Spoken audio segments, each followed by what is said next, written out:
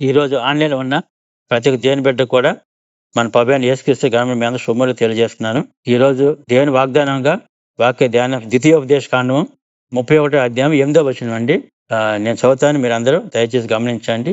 నీ ముందర ఉండువాడు నీ దేవుడైన యెహోవా, ఆయన నీకు తోడై ఉండును, నిన్ను విడువడు, నిన్ను ఎడబాయడు.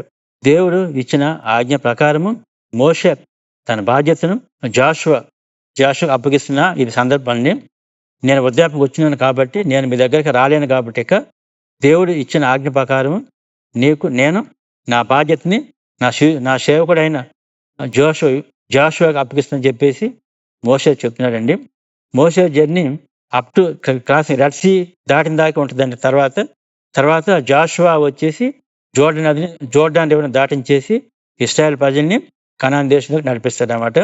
కాబట్టి మోషే దేవుని ఆత్మచేత చెప్తున్నాడు, జాషువాకు చెప్తున్నాడు, యెహోషువకి, నీ ముందర ఉండేవాడు నీ దేవుడైన యెహోవా, ఆయన నీకు తోడై ఉంటాడు, నిన్ను విడువడు, నిన్ను ఎడబాయడు. ప్రియ దేవుని బిడ్డ, నీవు కూడా మన జీవితాల్లో మన ప్రభువైన యేసుక్రీస్తు నువ్వు సంపూర్ణంగా ఉంచిన దేవుని బిడ్డవు కాబట్టి, మన ప్రభువైన యేసుక్రీస్తు వారికి నీ జీవితాన్ని, నీ హృదయాన్ని ఆయనకు అప్పగించినట్టయితే, ఆయన మన జీవితాల్లో ఉండి, మన హృదయాల్లో ఉండి, ప్రతిరోజు కూడా నువ్వు నీ భక్తి జీవితం దేవుని ప్రతిరోజు ముందే మార్నింగ్ లేచి ఫస్ట్ అవర్ మన ప్రభువైన యేసుని అప్పగించినట్టయితే, ఆయన ప్రతిరోజు నువ్వు చే పనిలో ఆయన నీ బాధ్యతని ఆయన తీసుకుంటాడు.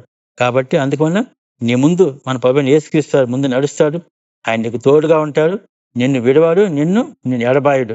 ప్రియ దేవుని బిడ్డ, ఈ వాగ్దానాన్ని మీరందరూ ఈరోజంతా స్తుతించండి, గణపరచండి. ప్రభు మన ప్రభువైన యేసుక్రీస్తు ఈ వాగ్దానాన్ని మీ జీవితాన్ని నెరవేర్చును గాక. ఆమేన్. Have a blessed day. God bless.